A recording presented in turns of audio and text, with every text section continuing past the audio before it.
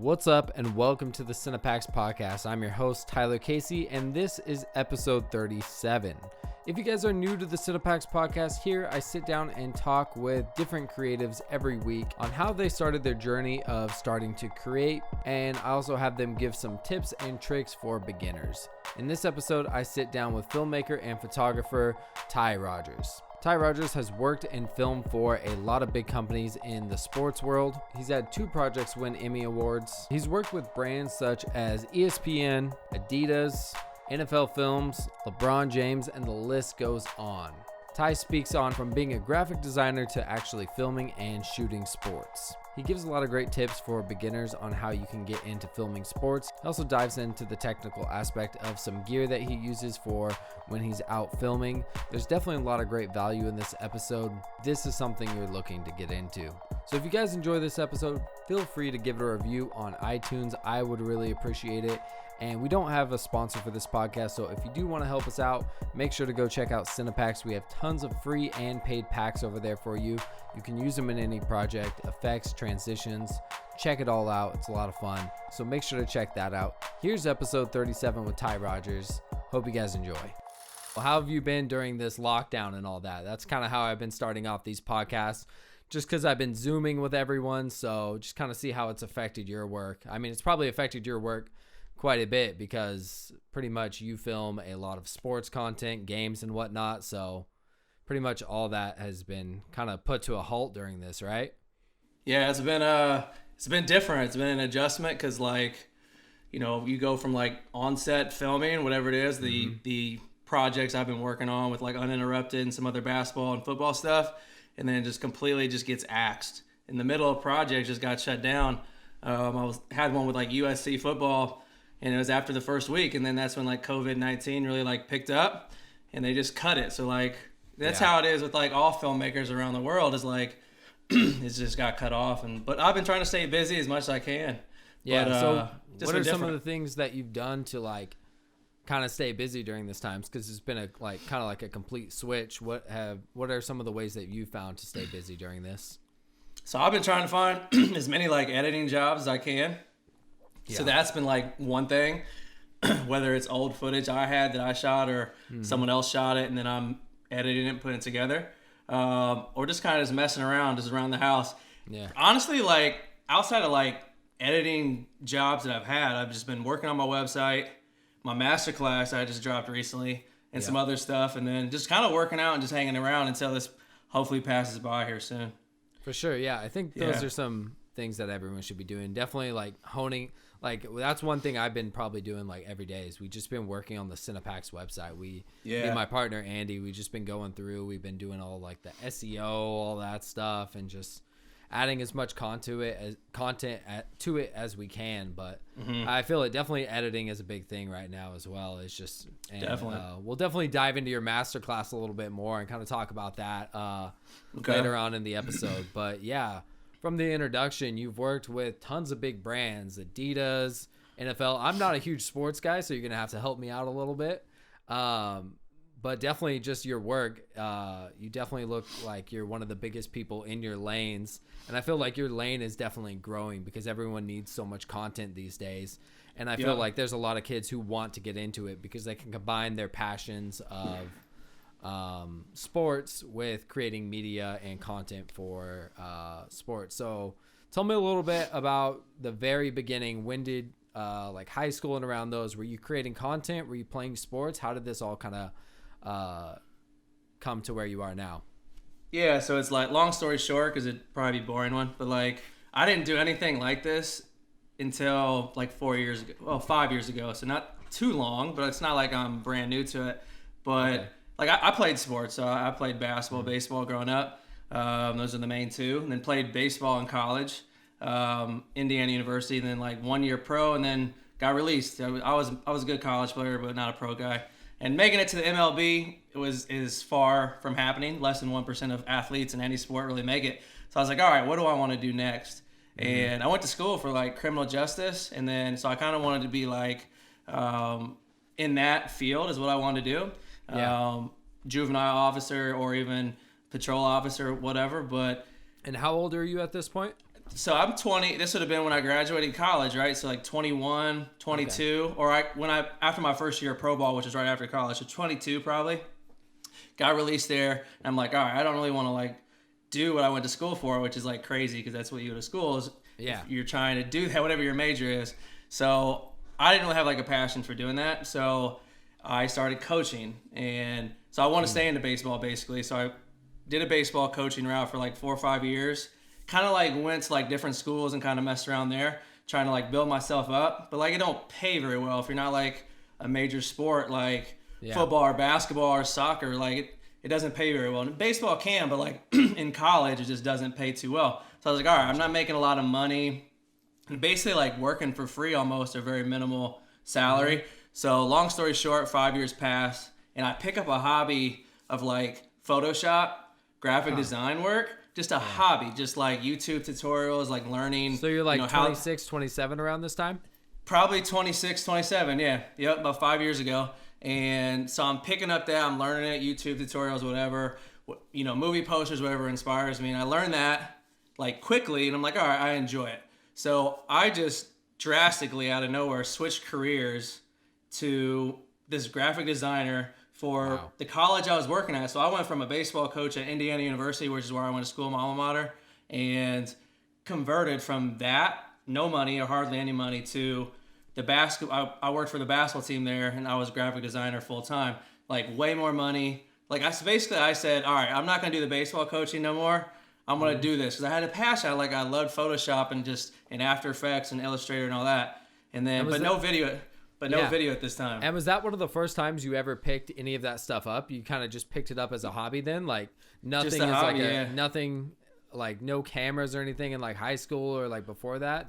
No cameras, no interest in it. Yeah. Like you don't even hear that, like you don't hear that, like especially like listening to a lot of other people's stories. Like you don't hear that too often. A lot of people are like, oh, like, but I feel like there are a lot of people out there like that who just kind of get onto something late. But I think, sorry to interrupt the story, but I feel like it's definitely different because a lot of people do feel like if they pick up a hobby so late, they're like, oh, I can't do this, They're like, oh, I got on this way too late. So-and-so's been doing this since they've been a kid, So continue. And that's like one of the biggest things when I get questions how to do this is like, you don't have to like, I didn't go to film school because I do video and photo work now, but like, I can't say whether film school or something would be good or not because I don't have the experience. I can't tell you that. I learned on my own, YouTube, courses, whatever, trial and error, like a lot of us probably do. But like I picked it up late in the game, like you said, and to your point, I've heard a lot of like podcasts and stuff where like, oh, I grew up, my dad or mom was a photographer or video. Exactly. Like I grew up with like a Super 8 camera or something like that, and I'm like, we didn't have any of that stuff in my house. Like I was talking to my mom the other day. I'm like, yo, do we have like any footage of me when I'm younger? I'm bored, right? COVID's happening. So it's like, I want to make something. She's like, no, we don't have anything. And I'm like, we don't have no video or nothing like when I'm little. So yeah, to go off what you were saying. Yeah, like I don't have any like background in that or family with video and stuff. But picked it up late. So like when people asked how to get into this, it's like, man, you can do whatever you want to do. It's really the truth. And you hear it all the time. But because I've only been doing it like 5 years. But yeah. So talk a little bit more about how you just like a little bit more into the journey. So you were doing graphics for the college at the time, and you said Illustrator, After Effects, but you weren't really into video. So where did that photo/video, were you doing photo at the time or were you really just doing like graphics? Just straight graphics, Photoshop, Illustrator, and After Effects. So like for working for the university at Indiana, like the photographer for the school would send me his work and I'd be the one making the graphics from like his photographs or whatnot. But so when I got that job and got rid of baseball completely and dove into graphic design, I did that for a year at Indiana, and then took a job at another school, Duke University out in North Carolina, basketball program. And that's when I first picked up a camera. So I got hired to do graphic design there. So I was like transitioning from job to job, being Photoshop, graphic designer. But like when I was there, we had, it was like a Sony FS700 just laying around. I'm like, all right, I'm going to mess with this, see what I can do. We had like a Nikon DSLR. Didn't know anything about it. Didn't know like shutter speed or anything about like lenses or just how a camera functions. So I started picking it up, and I'm like, all right, I can like frame an image pretty good. I don't really know what I'm doing. I know how to push like record and turn the camera on, but like, you know, I can follow the ball pretty well, or, you know, the athlete or whatever I was filming. So I started to like grow a new passion for like using a camera and trying to tell a story that way. So I had to like, I was still graphic design full time, but like I was learning this on the side. And that's like, I transitioned into like a new career, you know, baseball to graphic design, then graphic design to this. Fast forward 2 years from then, you know, I'm like 28 at the time or 29. Yeah. And then now I'm doing video and photo, 95% video full time now. And I don't do graphic design anymore. So it's like, wow, I just like completely changed paths twice, all within the last 4 or 5 years, I guess. So it's been a pretty crazy ride. And that's where I'm at today as a full-time freelancer now. Yeah. So how did you kind of start? So you started doing video. How were some of the ways that you started building up and getting some of those bigger clients? Because and you also have won 2 Emmy Awards as well, or is that correct? Yep. Yeah. 2, yep. So tell me a little bit about that, like how you kind of just started getting those bigger clients. So obviously you started doing video. I think it's pretty interesting too, because you had so much experience in the sports world. So you kind of knew the ropes of everything. And then when you just picked up, like when you started doing any of these other jobs, you probably even saw some holes in like production, some of the content that wasn't there, you know, because one thing that I really enjoy about your edits and all that is they're just insane. They like, I don't even enjoy watching sports too much. So definitely just watching your content is like super engaging and like interesting, from like the sound design to everything. I think that's something super different. Even how you implemented, like how we first linked up with our glow effects, like you hit us up and we sent you the pack, and I honestly didn't even expect to see an edit. Like sometimes people hit us up and they're like, I'll make an edit, and I'm like whatever. So we kind of stopped doing that to an extent, but and then like a few weeks later you did the edit for who was it for? It was LeBron James, LeBron's kid. And I was just like, what the hell, like this is fire. I think it was in Hawaii when I saw it too, and it was just crazy. It was super hype, and it was dope seeing someone like that. Was like one of our first packs too, so it was cool seeing someone just make something really fire about it. And definitely we've gotten tons of people sending us sports edits after you made that, so it's pretty cool too. So absolutely. So back on my original question, so how did all those jobs kind of come about? Like tell me a little bit in between there. So when was like kind of like the first break where you're like, wow, I can really start doing video, you know? Yeah, so I would say it was like when I was at Duke. So I've been started video, and let's say like a year or two into that, because I was at Duke for almost 3 years. This would have been 2017, so like 3 years ago. And so I had learned quickly, again, just YouTube and just spending hours and basically having no life other than like just learning, you know, the camera and stuff. But like after like a year of like learning it and just diving in completely is when I was like, all right, I like want to do this full time. So while I was still doing the graphic design for the team and the school, you know, I was implementing this into my workflow as well, because they saw I was getting good at it. It's like, all right, well, you can do that. So it's kind of like doubling down on what I was doing on my own time and will, because I had a passion for it. But to answer your question, you know, going from there to University of Michigan football, where I spent 3 years, you know, and that was 2019. I left and then started doing the freelance game, which is what I've been doing almost a year now. So I would say to answer your question first, I've been in sports forever, as you mentioned and as you know, and I've always been with teams, college teams. So I've always been like in the sports realm, or like made connections through like Twitter, Instagram, whatever, LinkedIn. But like, so I knew the sports world, even though, and I'm saying this because before I got into freelance and working with Adidas and Uninterrupted and all the Slam magazine and stuff, like I knew those people just by social media and like, you know, using my social media platforms to like my portfolio basically online where people can see it. So like, you know, Adidas knew about me before I even started freelancing, and we just made that connection. But so it made it easier when I transitioned into freelancing full time, because I knew like the avenue or those people through how I've been on social media or through the work I've done before. So, but once I started freelancing about 11, 12 months ago, I mean, I was just hitting up everybody because I was new. to freelance and wanted to get some good work lined up, get some income, whatever, because as you know, in the freelance game, I mean, it's month to month, week to week, you know, whereas I came from working for a school, so it was like, all right, I know what I'm making every month. Yeah, so it's a little bit more settling, you know, when you have a salary job compared to like freelance game. But yeah, it's just having those connections, you know, staying in sports, because it's like, if I try to do music videos tomorrow, it wouldn't be as easy for me. Or like, you know, whereas if I try to go into sports, which I've always been, it'd be easiest for me that way because of the people I know. Yeah, so it's definitely just making those connections over time. Yeah, exactly.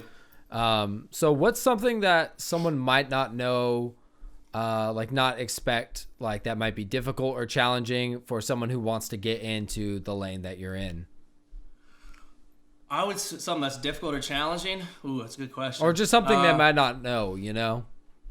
Yeah, it's a lot of people want to be up here like right away when they're trying to like enter, and like you got to work your way into it. Like, and I'm not like the biggest person to say do free work, but you need to, and I have.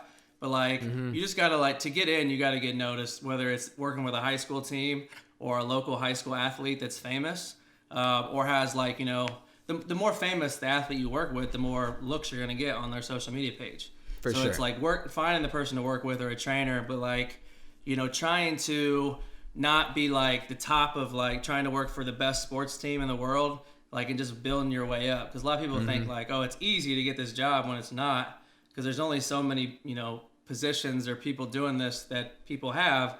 So you got to work your way from the bottom, whether it's free work or knowing somebody, whatever. But it doesn't just like happen overnight, as any profession is. Yeah, for sure. Yeah, no, I definitely think that's some good advice there. I think also just like working with like what you have available, like you said, like someone at the high school. I mean, like if you go to high school, film videos for them or create whatever you can, or college as well, I'm guessing.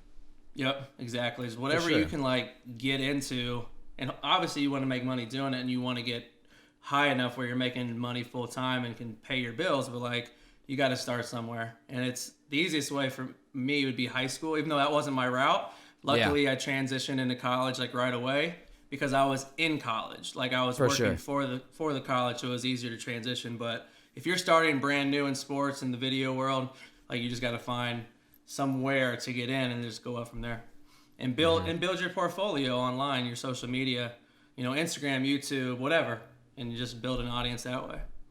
Yeah, definitely. So yeah, those were definitely some tips for kids who definitely want to get in this. So are there any other tips that you would have? Because that was we transitioned over to that question. That was going to be my next question. Are there any like specific advice that you would have for, because I'm sure you get that all the time, like, hey, how do I get into this? Yeah. And obviously it's always like the same, it's usually pretty much the same answer, like all around the board is like, YouTube videos, teach yourself. But do you have anything maybe different, or like something kind of that might kind of give someone that push to some advice? I think it's one is you got to, I don't know, hopefully this can answer your question, but is reaching out to people and learning all the time and never taking no for an answer. Like trying to, whether it's someone that inspires you or someone you look up to in the industry, trying to learn from them, even if like maybe you come across maybe annoying a little bit, but like trying to like asking them how they do this, how they do that, and maybe you can get some feedback that way to learn. I don't know. I'm just trying to think of like tips that I can give someone. Yeah. But that's like one of the other things is trying to constantly like learn as much as you can while you're trying to like move up, if that makes sense. But it's, I guess I don't have any like groundbreaking like that's fine or anything, that's but fine. It's like, that's just like my thing is, I guess it's like, go ahead. No, I was just going to say, I like what you say about like, especially just like hitting people up. But I think there's one thing that people don't do is they don't craft their DMs or however they're hitting people up very professionally. And you're going to get overlooked very fast. So like, oh, I'm doing this, this, and that. But if you're not putting the effort up front, or you're not looking professional within any aspect of it, whether it's an email or like a DM, I think that's like something early on that kids kind of like misrepresent. It's just like hitting these people up. So I think if you could be as professional as you can in the beginning, absolutely, and also offering value. So like if someone in your area saw that you were out doing something, maybe they would come and offer you some help on set or something along those lines, you know? Absolutely, yep. However, sure. like they can fit in to like help. Whether it's, I know people will get on set to be like kind of a quote unquote intern, I guess, in the music video world and kind of like learn how a set works. And I've done that before, but like same thing can be in sports is finding someone, whether photographer or video, and trying to like how you can help them out and bring value, like you mentioned. What is the sports equivalent to that? Because we had PAs come on in music video sets and like come out and help. What would be like the sports equivalent to that?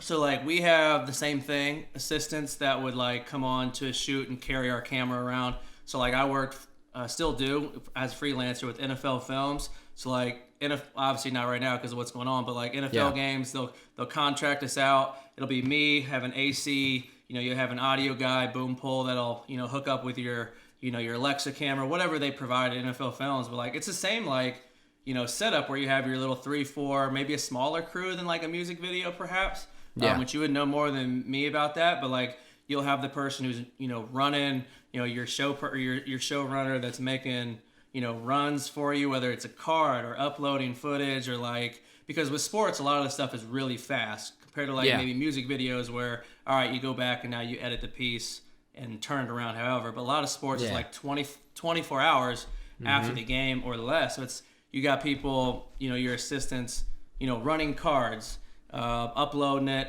labeling footage, someone in the back editing the footage. So there's just like many different steps, and you have your audio guy and all that, and your shooters and all that stuff. But so it's very similar, I think, in like how the setup is. Just maybe the process might be a little bit different though. Yeah, I do see some differences, especially like we're finessing lighting and all that stuff. We have like grips and gaffers.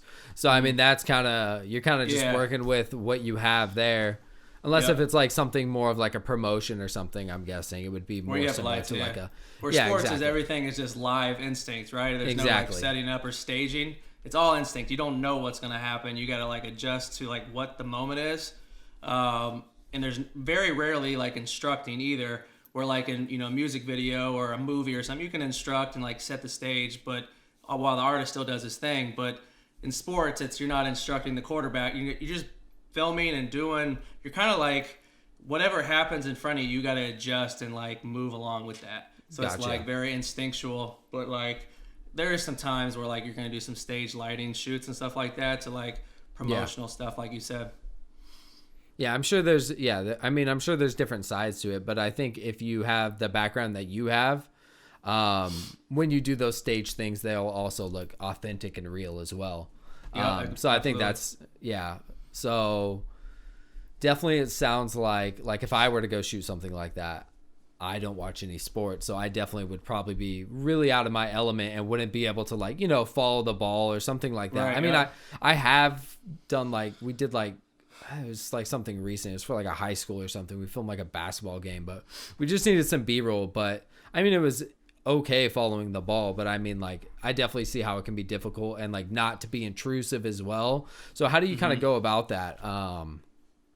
Yeah, because it's like you don't want to get in the way. Obviously, that's the last thing you ever want to do. Is like you got to stay out of the way, but you also want to get the shot right. So you want to get to tell the story. So you want to like get to that line as close as possible. But I think like over time and just being a sports guy myself, like you just kind of learn.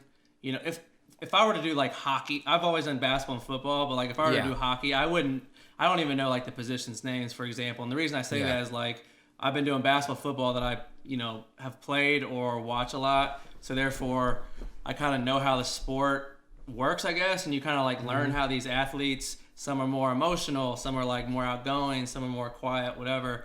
And you kind of just learn that and how to like follow the gameplay.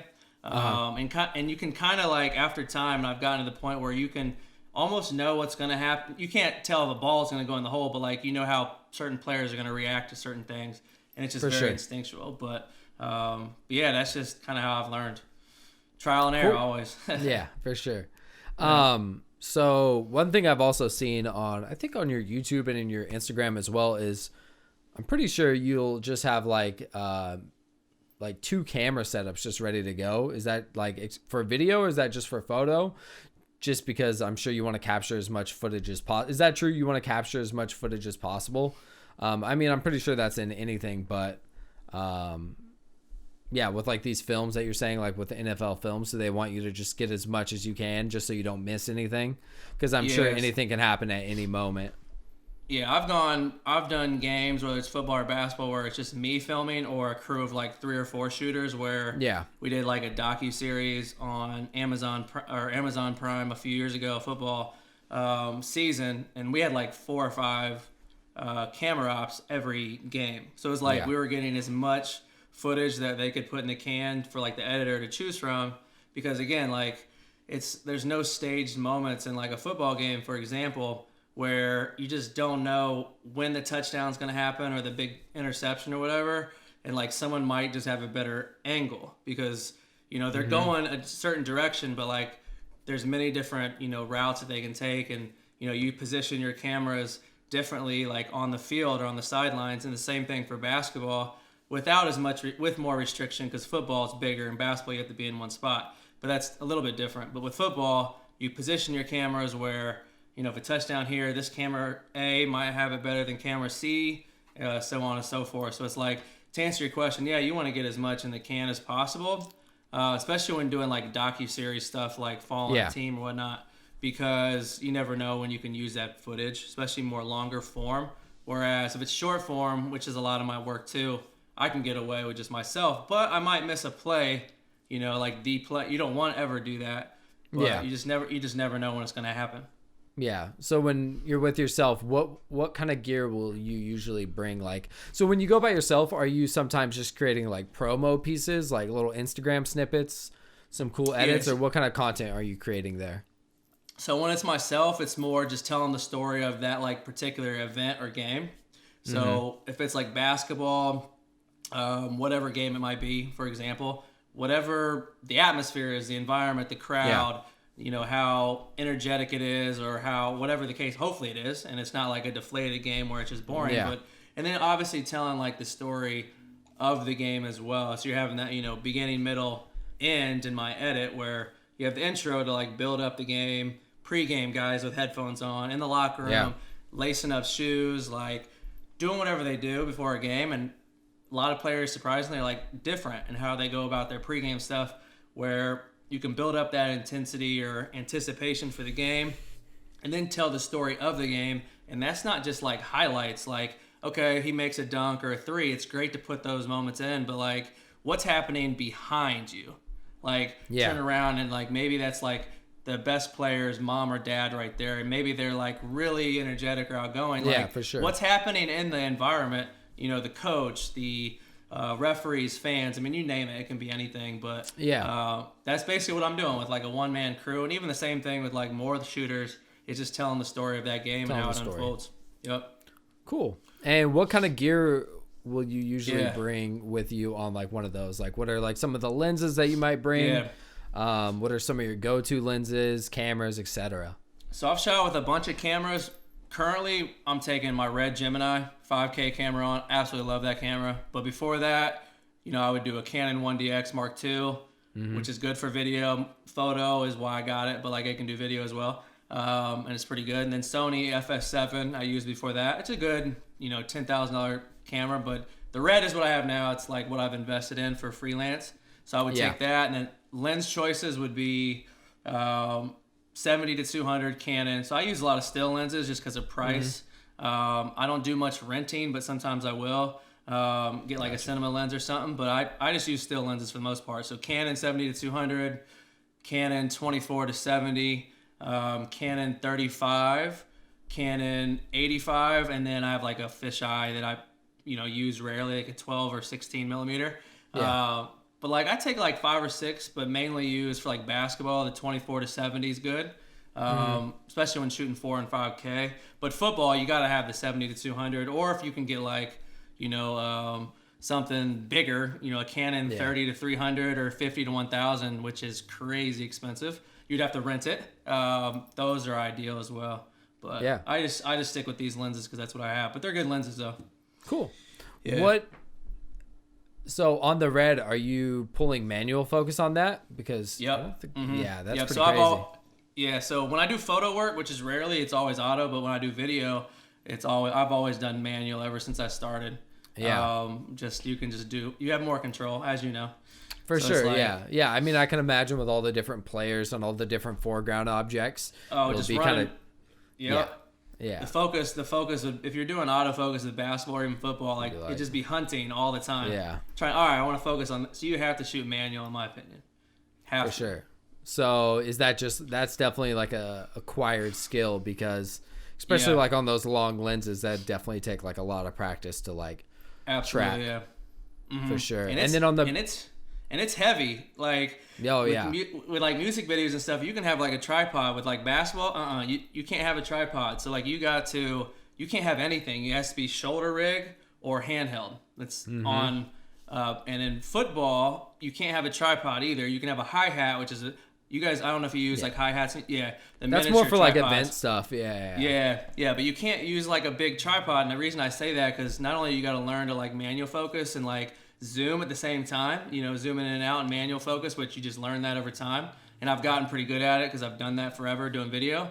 But like you can't have like, it's heavy when you're doing it, especially with like a red or like a cinema camera. And they're lighter now than they used to be, but like, if you have a bulky setup, man, like you got to go shoulder, and shoulder can get, you can't be as creative sometimes with that in basketball or football, and especially if you're like running around, running gun style, which is what I like to do.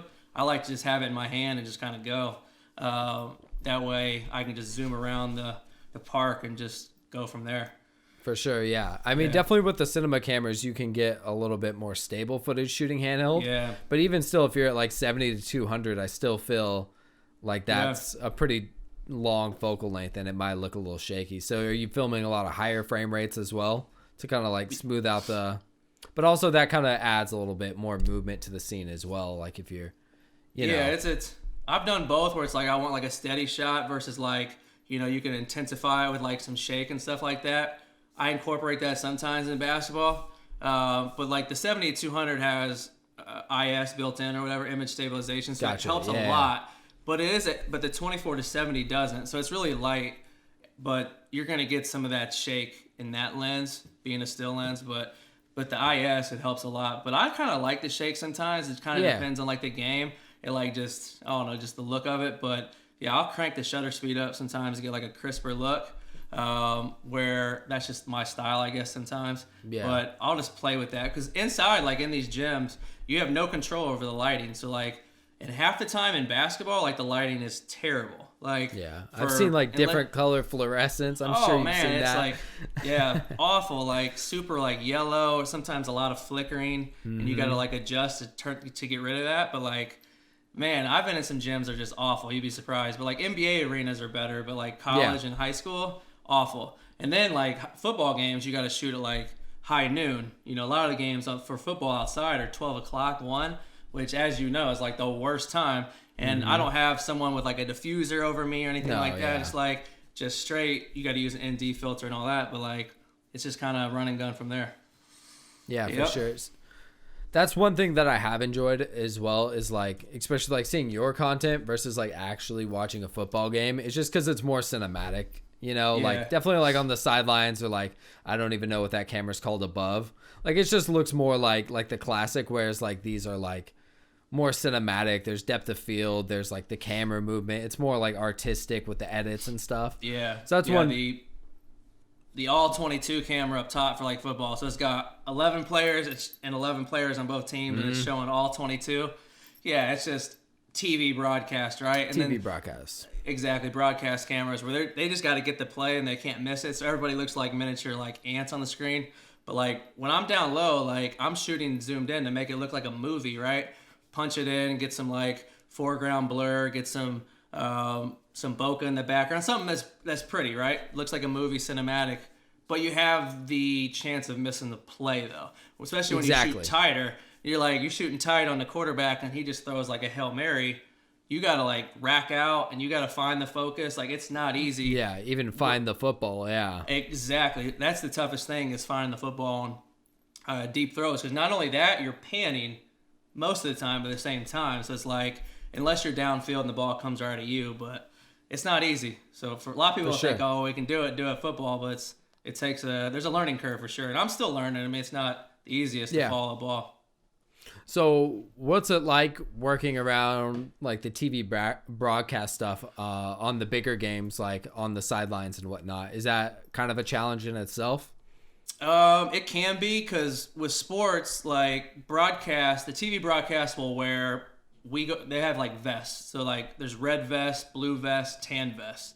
And I'm pretty sure that's universal for all sports, or at least the sports I've worked. So football, basketball, soccer.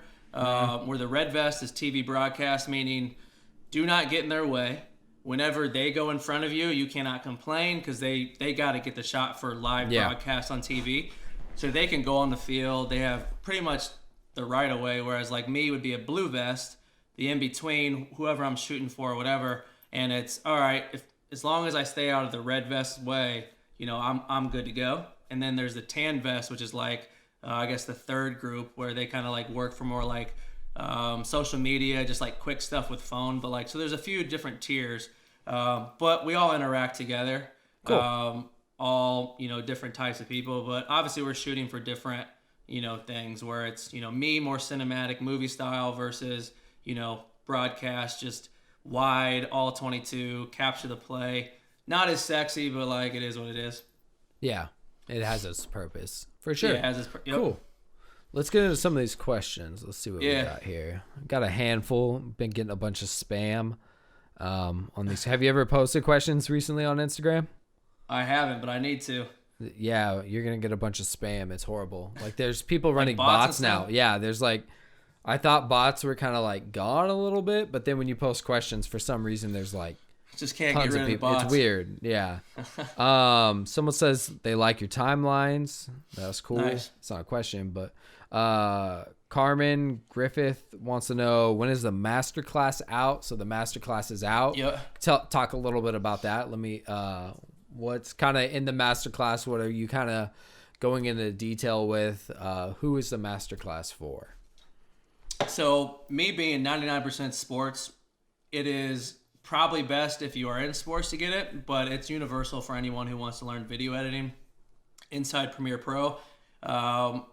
Obviously, the same methods would apply for any program, Final Cut, Avid, DaVinci, whatever you use, but like I'm Premiere Pro. Premiere Pro, I've used that since I started. It's the only program I've ever used for video editing, but the class originated and started because, one, I've gotten like, and I'm sure you as well and many others, like I've gotten so many questions like, how do you do this? How do you do that? And I'm like, all right, I guess with what's happening in the world right now, I have free time where I'm not out on set shooting. So I was like, all right, I'm going to put this together. It was just kind of like a coincidence or situation. But so I put this together. It took me like 3 or 4 weeks to make it. It took me forever. I had to record like twice. I kept screwing up. But I finally got it and released it last week, and it's been doing really well. And I wanted to put it at like an affordable price, and there's a lot of like people who do courses and classes online, but I wanted to make it affordable, but also like you're getting your money's worth and more. But covering basically the basics from like my workflow and my behind the scenes of what I do, my organization, and it's for anyone who wants to learn video editing, but it's probably more geared to people who want to learn like my workflow and how I do my sports, video edits that have followed me on Instagram or whatever for however long.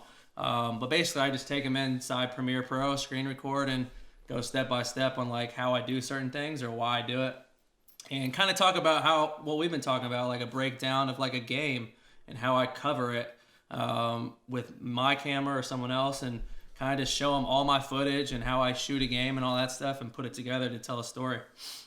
Yeah, for sure. Yeah, no, that sounds dope, because I don't think there is anything else out there, especially in that specific lane. Yeah. Which I think is super valuable. And yeah, I definitely agree, because there's all these courses out there now. And like when I was going to school, like I went to school for film, like a community college, then I transferred. And then I realized when I was actually at school, I wasn't really digging what they were teaching, because it was like more like movie type stuff. And or just like making films. And I'm like, I don't really want to do that. Like I don't want to be on those kind of sets. Yeah. So there weren't any like courses, especially like for what I want to do, but now there's like probably like 20. So I think like I would have much rather spent money on like a handful of courses, actually used and utilized that information, versus like going to school for something that I might not even like, Right. Which is pretty cool now, I think, these days, is where you can find like a creator that you really look up to and then like purchase this course, help them out, and then you actually also like courses and like pamphlets and books and all that stuff have been like some of the most valuable things that have taught me the most over these years. Absolutely. And usually I think like if I spend anywhere from $100 to $200 to $300, if I take a few gems away from that I can incorporate into my work and make my workflow a lot easier, I think it's always worth it for me, at least. Absolutely. Because it's, if you think about it, mine's $199, $200. It's like a nice pair of, it's almost the price of like Yeezy shoes. So it's like you can learn, if you want to learn my process and like how I video edit in sports video or editing, like it's basically the price of a pair of nice shoes. So it's like, okay, I get a little bit of money back, but at the same time you're getting what I would consider a lot of value for that money, like you said. And I've gotten so many good compliments back and feedback from people, and I've been like posting them on my story. I've gotten a lot more, and I just appreciate everyone's feedback. I haven't got anything negative, so that's a good thing. And it's I poured 3 or 4 weeks just diving into that nonstop, and just put that together for people. But like you said, there's nobody that I know of in sports that has a master class. So for me, like, while I'm open to doing more than just sports, and that's been 99% of my work, where I'll do some like hip hop, NBA YoungBoy show every once in a while. Yeah, that came out fire. I saw yeah, like it was a lot of fun to switch it up, and like I shot it with like the same mindset as sports, but like it was fun. But I'll have some one-offs like that. But what I'm trying to say is, while I've been sports, like I wanted to be like one of the first in sports, I guess, to like give back in a way and create this course for people if they want it. It's like, I provide like a little trailer or snippets of what they would get, and like people have liked it, so it's been good feedback, and it's been out I think 7 or 8 days. So nice. So if you're listening, go get the masterclass. Check it out. I'll have it. Yep. I'll have your Instagram linked, and I'll have your website linked as well, so they could go check it out. Appreciate you. Yep. One thing I want to ask too, while we're on the subject of like editing and all that, what are some of the ways that you find, like when you're under those like deadlines of like 24 hours for this piece of content, how do you knock it out so fast? Obviously repetition and doing it over the years is probably one of the ways, but what are some of the other ways that you find yourself able to knock out this content so quickly? Because it's an event, things need to be out. I always say that too. Like when I did a show, I only did a few shows. I didn't really like it, but I want to get a repost from an artist once, so I knocked it out that night, sent it the morning, and the only reason I didn't get it out that night is because my computer crashed. So, what are some of the ways that you kind of speed through it? Yeah, so it's like, first off, repetition, trial and error, and just doing it and having experience is number one. But point two, and more importantly, I think, is having a pre-plan. And I'm sure like music videos and stuff are the same way, right? But like with sports, things can just fall apart quickly. Like you don't know what's going to happen. But having a pre-plan of like, all right, I want to get this pre-game, I want to get this during the game, and obviously how it unfolds post-game, you know what you're going to do. But having, I guess, like a call sheet, or because different times during the day is going to be different events, and having like a shot list, I guess, per se, where it's just get these few shots you need pre-game, during the game, whatever, and then capture highlights on top of that. So I think it's like being pre-planned before the actual game happens, like a pre-planned shoot, I guess.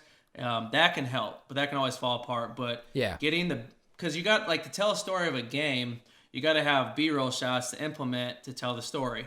And that's, being up close with an athlete, personable near the bench, like taking their helmet off, especially football, because these guys got helmets on. So you don't even know. Half the people watching on TV don't even know what these guys look like, right? Yeah. So, like, when they take the helmet off, I want to get as close as I can to, like, just to show, like, the sweat that these guys are, like, working hard. And maybe they'll give you a good soundbite as well. But to get those, like, I would always shoot those early in the game, because the plays in the first quarter, the score is 0-0.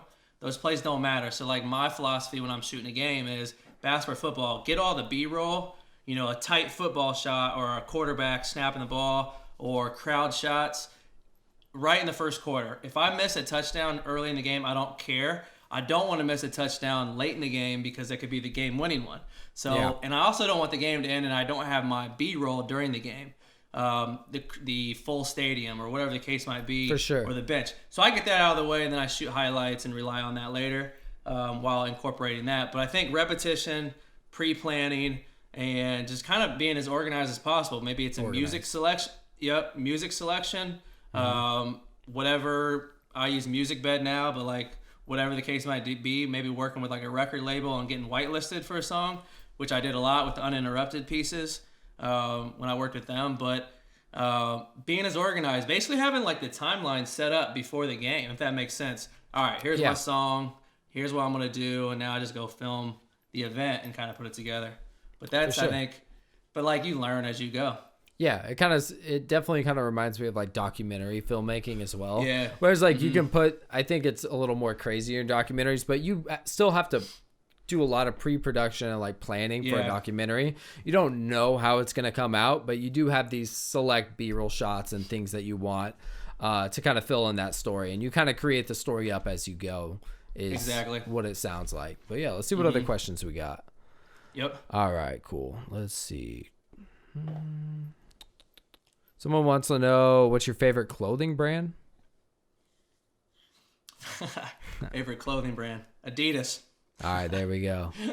Adidas or Zane Robe?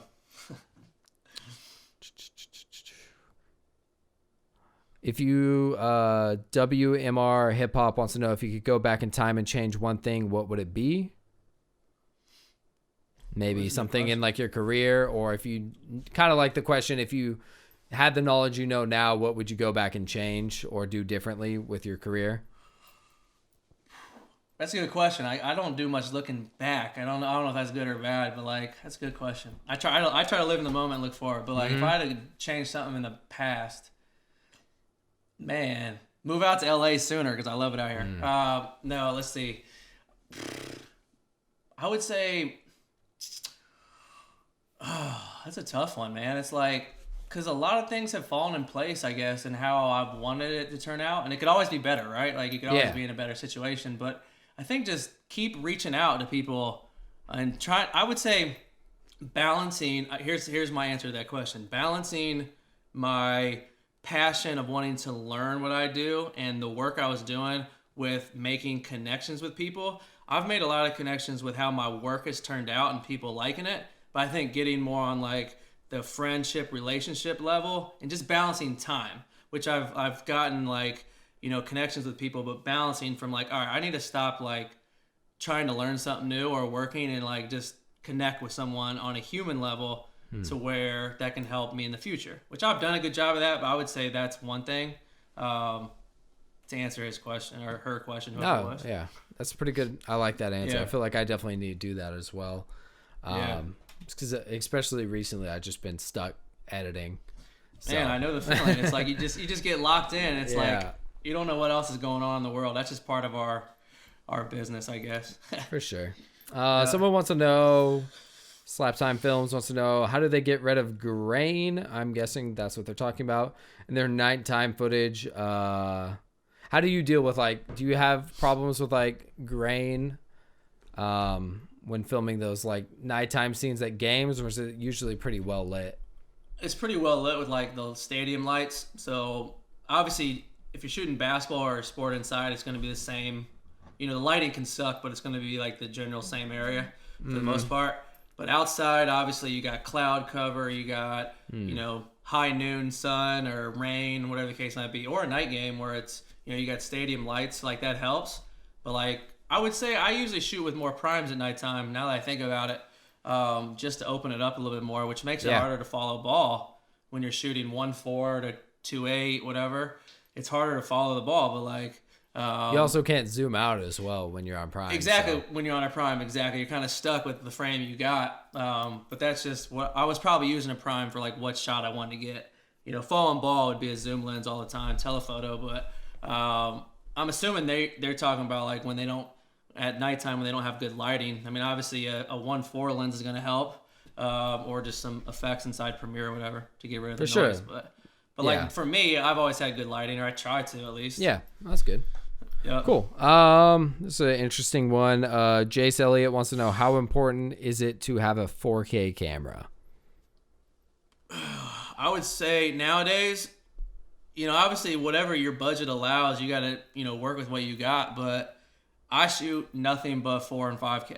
So Yeah. to answer the question, I would invest in that, which I did and have for a while. So I've been shooting 4K for the longest, just because I'm sure like what you do is similar.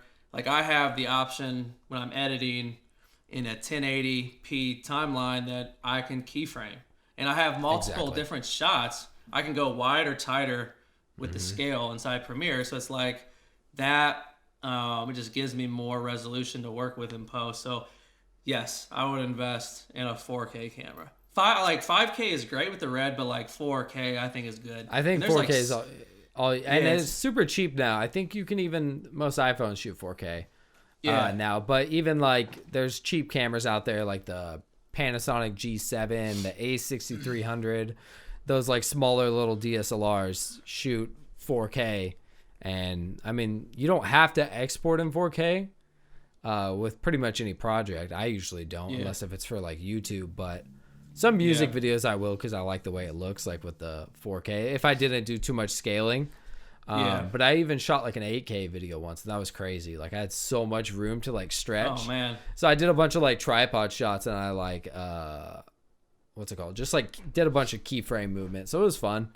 But storing that footage too is like, oh, it's horrible. 8K would be I'm sure crazy. after you got the red, I'm sure you saw how much more storage you need.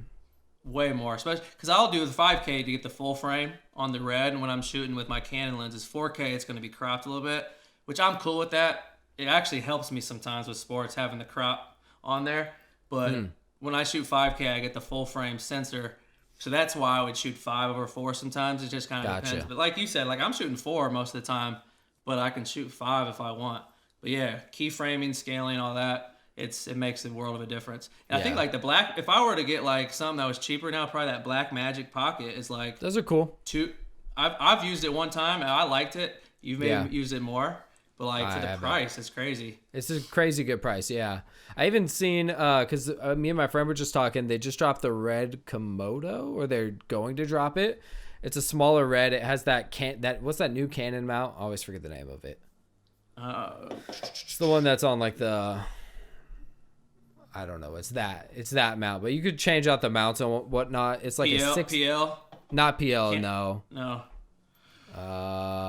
Maybe RF. I don't know. Might be that. I don't know. But it's a red. It's $6,000. It shoots 6K. It's kind of interesting because like the red codec's super nice to edit in. That's one thing I do like. Like you can't. I don't even think you can edit or color the Blackmagic stuff in Premiere. I think you have to do it in DaVinci.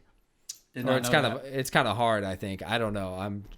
I'm not a Blackmagic expert, but I think I would assume that it'd be better in DaVinci. So, which DaVinci has great coloring, but I think for your work process, it definitely sounds like you would not want to go into DaVinci. Yeah. No, too many programs. That's why I don't even mess with After Effects. It's just everything in Premiere, because I got a turnaround time is 24 hours. Yeah. Most of the time, or like 48, which is crazy, right? But it is what it is. It's part of the job. Yeah. But yeah. So there's plenty of good cameras out there, I think. Mm-hmm. And used cameras as well are definitely good thing. But cool. I think that's pretty much all the questions. Is there anything that you want people to do listening to this podcast? Definitely check out your masterclass. They can follow you on Instagram down below. Anything else they should check out, or any like last words of advice? No, definitely check out the podcast. Appreciate you having me on. Yeah. Masterclass is on my page, tyrogers.net. And if you have any questions further, after listening to this podcast, if you have any more questions, just shoot me a DM or an email. Be glad to answer anything. Cool. All right. Thanks for listening, guys. Feel free to leave a review on iTunes if you enjoyed the episode. Thanks for listening.